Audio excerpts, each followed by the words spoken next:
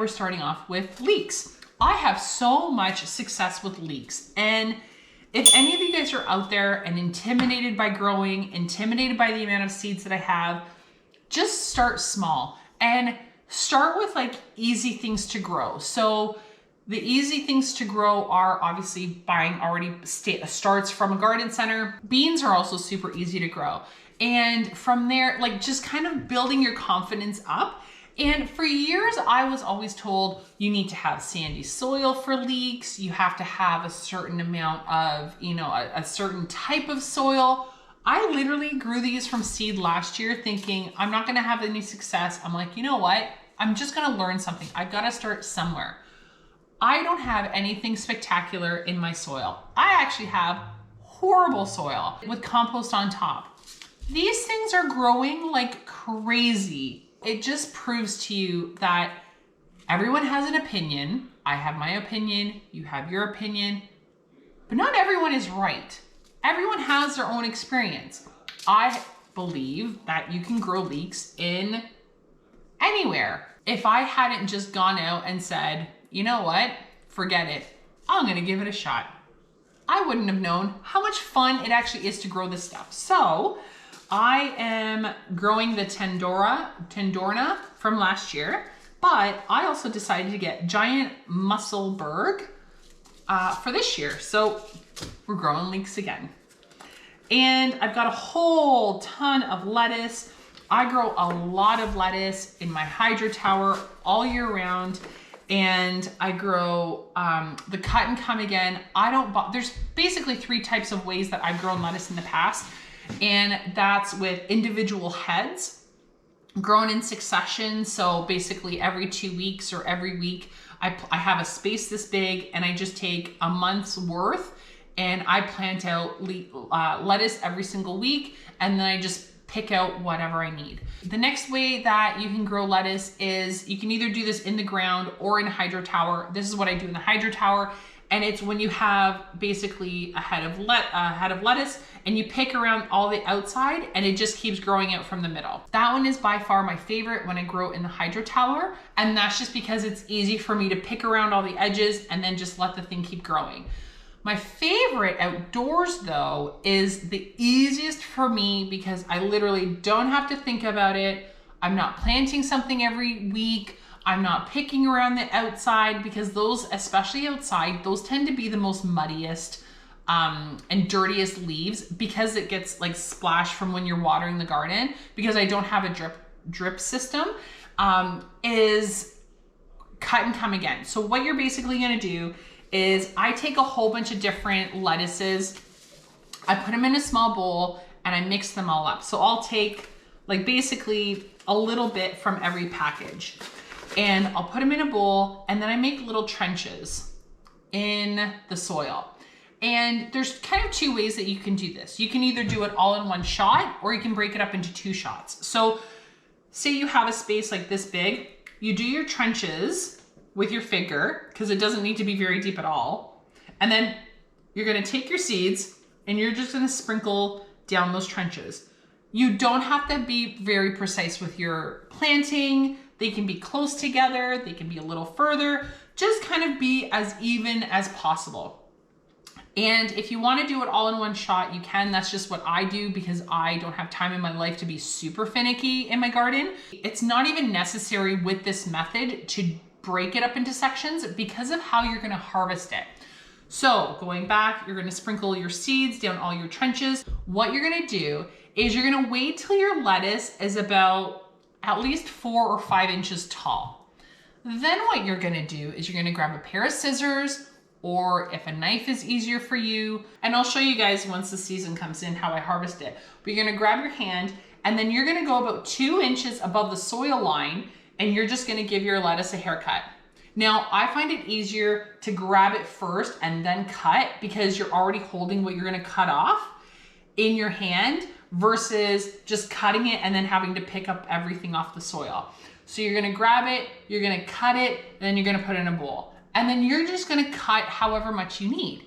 And then the theory is that by the time you're done like cutting everything all the way to the end, the very beginning, the very first one that you cut should be tall enough for you to then come back to the front and then start harvesting it again. And you're literally just gonna do that until it starts to bolt, which is basically go to seed, because that's when the seeds tend to get bitter. Lots of lettuce leaves, I love them. And it's also like a great salad mix because you've got all the different textures and flavors and everything when you do it that way. So I was at lettuce. The next category that we have is mustard greens, and I've got a couple from Johnny Seeds, like the hybrid Miss America. That one is awesome. It's such a deep purple.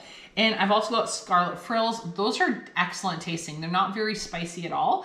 And this year I also wanted to add to my seed catalog because last year I grew this variety and it was so good. So good. It's Mizuna. So I bought a variety called Pink Mizuna because I couldn't find the one that I had last year, because last year when I bought from Baker's Creek, they sent me some Benny Haushi free Mizuna. I didn't actually know this was going to be the free packet again this year. So I actually have two varieties. So that'll actually kind of be a neat little experiment to see what variety grows better for me.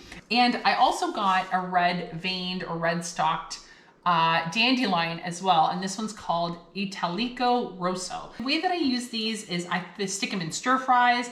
I replace my lettuce in with these when I do a wrap or a sandwich. They're really versatile, which is what I like. The next one is okra. We've got two varieties. I've got the Clemson Spineless, which I thought was really cool, and then I've got the Jing Orange, which is a pinkish orange variety. So I'll be giving those two a go. And as far as harvesting goes, I wait till about maybe they're 3 to 4 inches long. I cut them, I bring them into the house, give them a quick wash. I cut them and throw them into Ziploc bags. I don't blanch them. I don't do anything. I don't cook them. I don't do anything. The next category that I'm growing, again, I think I might be a little bit more excited about growing this next group more so than the beans, which I know it's kind of hard to believe, but I grew onions for the first time last year, and as well as leeks, and I was so shocked as to how easy it is, because I always bought sets and my sets never really got any bigger than when I bought them. And so I just kind of used them whole in cooking and whatnot because I didn't want to waste them. But the biggest they ever got was maybe like less than a tennis ball, bigger than a golf ball. So whatever size that is. And I thought it was me doing something wrong. And I was reading up on some people who struggle with sets that when they try seeds, they have a lot more success with that. So I figured last year, well, why not give it a try? Holy cow, am I ever glad that I did that, because it completely changed the way that I garden. I don't actually feel intimidated really by anything, because I feel like if you put effort into it, researching like a variety or a seed or something, even if you fail, you learn so much more than if you had never tried it at all. And had I never tried growing onions on my own, I would have never discovered the best thing you could possibly ever do, in my opinion, with onions, which is make onion jam. So last year I had about 6 pounds of onions that I grew, I think, successfully. Did they grow to their fullest potential as far as size goes? No. Were they significantly bigger than the little seedlings that I had always grown? Oh yeah, huge difference from starting from seeds versus buying from sets. I personally would never buy from sets, and that's just from me. With saying that, let me show you what varieties of onions I am growing this year. This year from Baker's Creek, we've got, I feel like I'm on like a sports network, introducing to you the global onion. This is a really big onion. Apparently it's award-winning.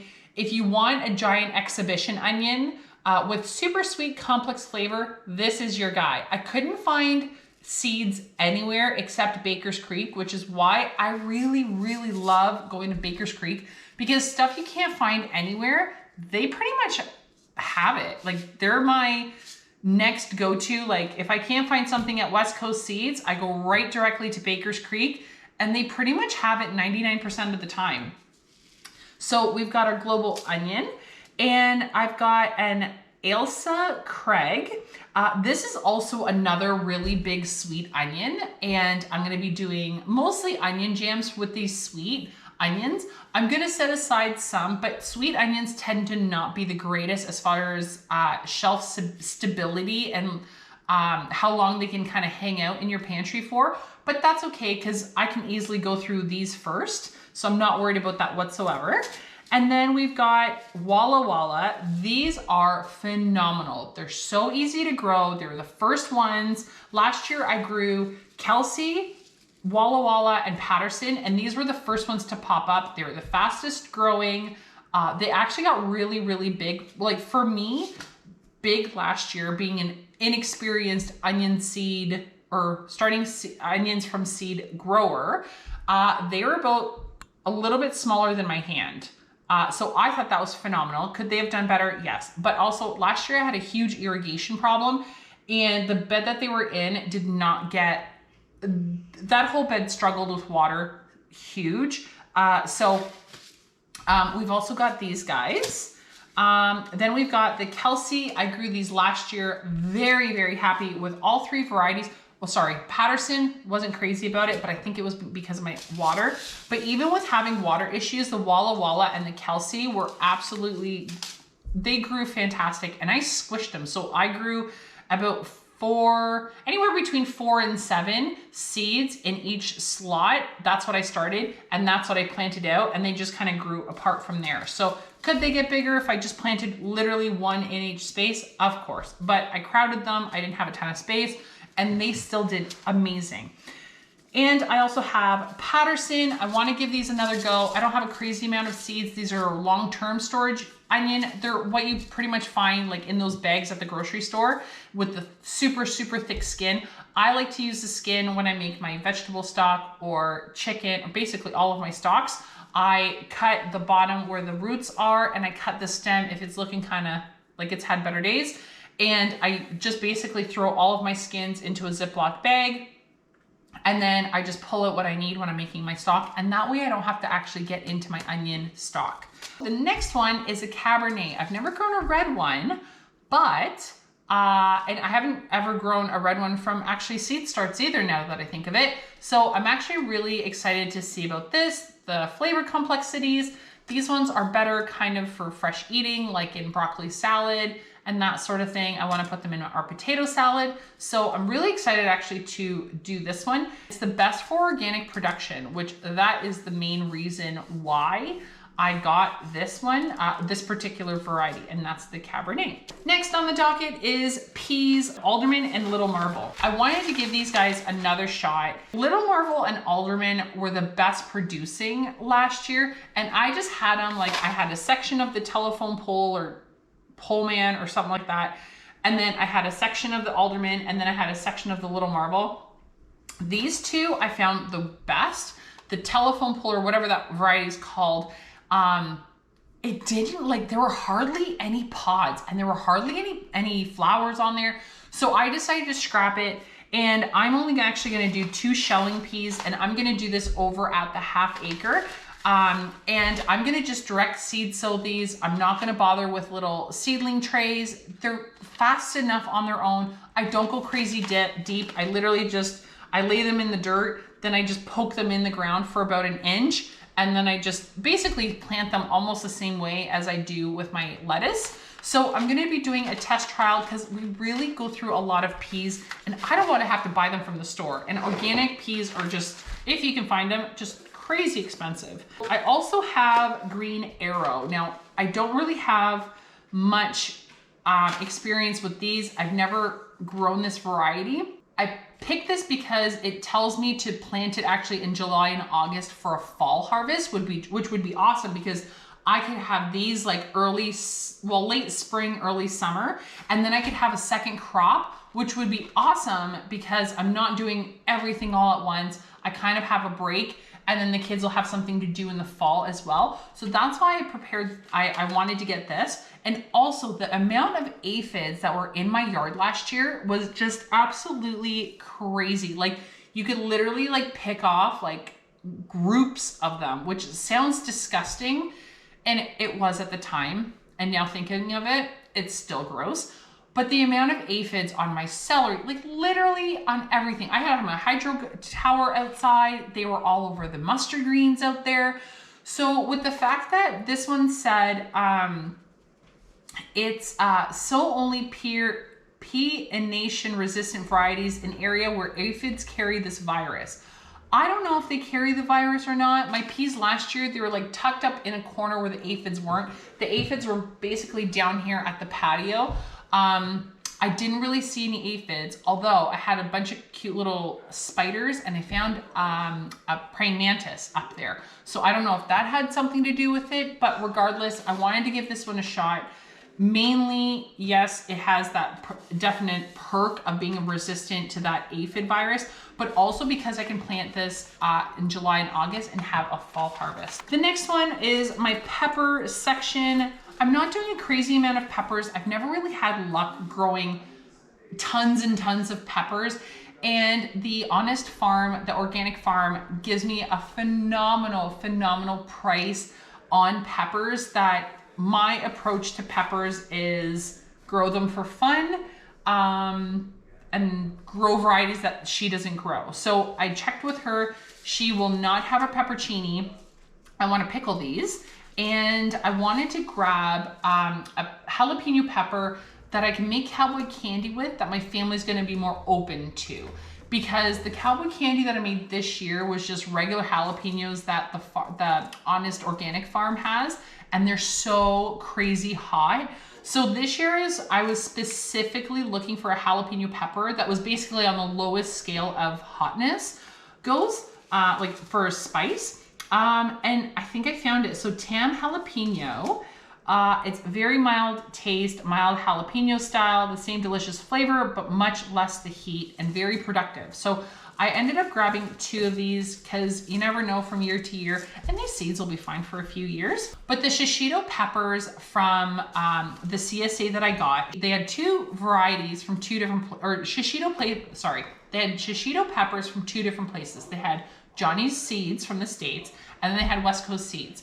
Now the difference was the shishito peppers from Johnny's seeds were huge. They were massive. They were about, I'd say like at least 6 inches long, and about, like, if you make a circle with your first finger and your thumb, about that big around. The seeds from West Coast seeds were your typical like smaller shishito pepper. The reason why I like the smaller version is because I don't have to spend as much time grilling them. And because we like putting them on our pizza, it just makes it so much easier that I can just lay out an entire pepper per slice. Whereas the ones from Johnny's Seeds that are bigger, after I grill them, I then have to cut them, then I have to lay them down on parchment paper, and it's just a lot more labor intensive, which I'm trying to not have as many labor intensive things in my life. So I'm also going to be growing shishito peppers. Now, whatever I don't grow for my needs, which I'm sitting pretty good as far as like the amount of grilled shishito peppers that I have for putting on top of pizza. I just have to see if I have enough to get me through that hunger gap, which is basically that early spring, like kind of like March to about like June-ish. Whereas these are going to be coming into season. So then about July, probably maybe end of June, depending on how early our spring is, these might be able to be ripe enough for me to pick and grill and put on our food. So I just have to kind of see. But anything that I can't, I'm going to be going down to my CSA and buying them. So not to worry there. I also have some fun stuff. So I've got some, these are the jalapenos. These are all from last year. So I've got a purple variety that didn't do anything last year. I've got Golden Wonder. They did nothing last year. I'm trying a shepherd pepper that I got from a friend of mine from Sunshine Farm. They're local and organically certified. So I'm really hoping that this shepherd, because it's from like a local farm, just like the West Coast seeds, apparently they're supposed to be better. Who knows? Then I've got California Wonder in the green that turns red, and I've got a yellow. So who knows what happens with those peppers, but even if I fail, then I'm trying to learn every year about growing peppers. So hopefully this will be the year. All right, on to pumpkins. My kids had some fun because I let them pick some seeds. So one of them, we've got this from last year, but one of them picked a pumpkin jack-o'-lantern. So we've got 2 of those, and we've got like some other seeds. We've got these little Jack B. Little pumpkins left over from a school project. And if one of these grows huge, I don't even know how we're gonna transport it, but Dill's Atlantic Giant PVP. These are those monster pumpkins that you can that get to like 1,000 pounds or something crazy like that. So my kids wanted to grow one of those. The other ones that we have is a small sugar and a naked bear. I didn't have any success with either one of these last year. So we'll see, who knows? There's only 10 seeds. They are pretty expensive. It was like $5.50 for 10 seeds, and I only have 2 of them left. So who knows if they'll work. If not, then whatever. On to radish. I've got my Easter egg blend. I've got my Minnow Ways Summer Cross. It's a daikon radish. These, I was surprised at how much my family loves having roasted. So I've got some more of those. Black Spanish round radish. I was so disappointed that I wasn't able to get any of these to do anything because of the slugs and whatnot issues that I had.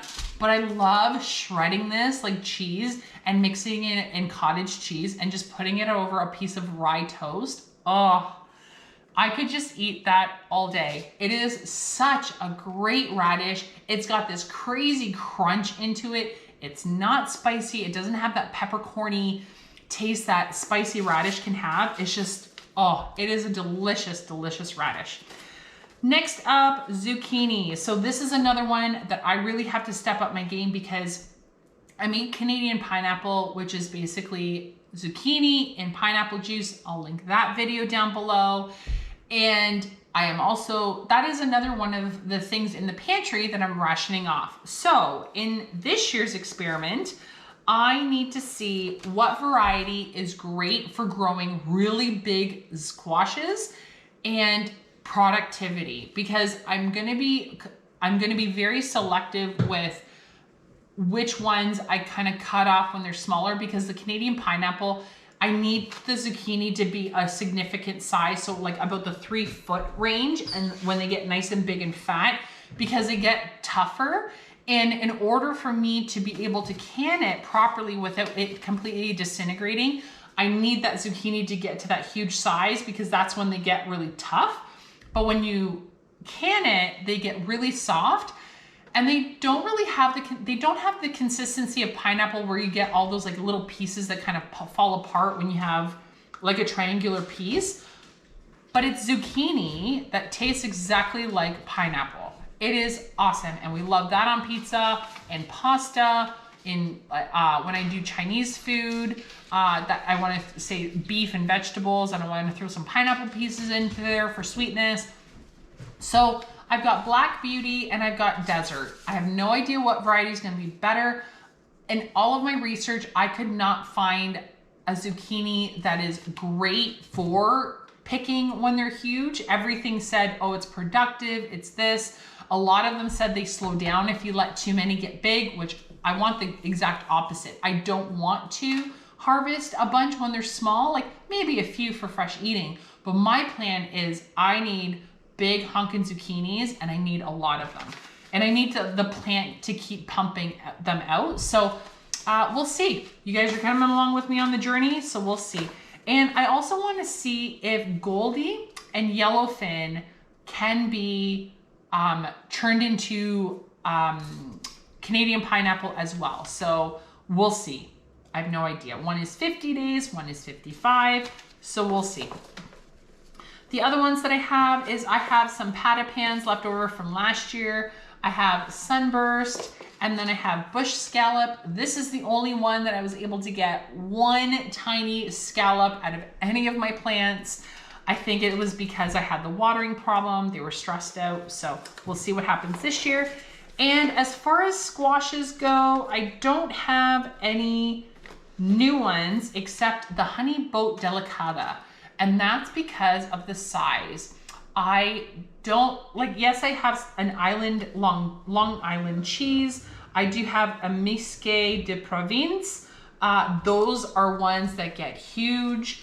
But as far as kind of like one and done kind of zucchini boats, one per person, or maybe one for two people, that's why I really liked this one. So as far as squash goes, that is another reason why I have the half acre. I am going to be growing some varieties here, but the half acre, I'm just going to have a squash area and they're just going to go wherever they want.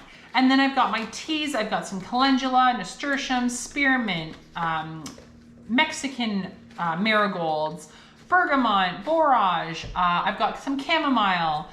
So lots of fun things going on with that. And tomatoes, the only one that I have actually this year that is new, I'm just digging them out, is I ran out of the Berries Crazy Cherry, which is the only one that my kids will actually eat. I cannot get them to eat any other fresh eating tomato. It doesn't matter if it's red or orange or yellow, it doesn't matter. For whatever reason, I could not get my hands on Kellogg's Breakfast tomatoes. These were so awesome. They were massive, they were sweet, they didn't have the acidity that you get from tomatoes.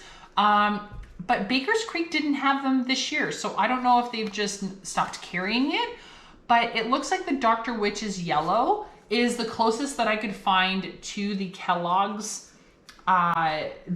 Breakfast tomato, and they kind of look the same too. So that's the Kellogg's Breakfast, that's the Dr. Witch's, and the other one that I got was the Orange Accordion.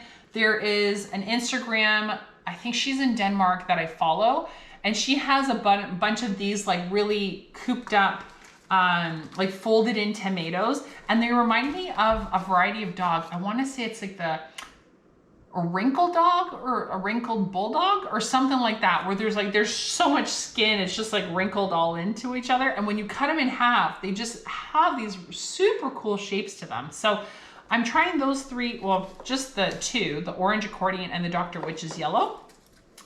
And as far as watermelon, I didn't buy anything new. The only watermelon I was able to grow was literally this size of a golf ball.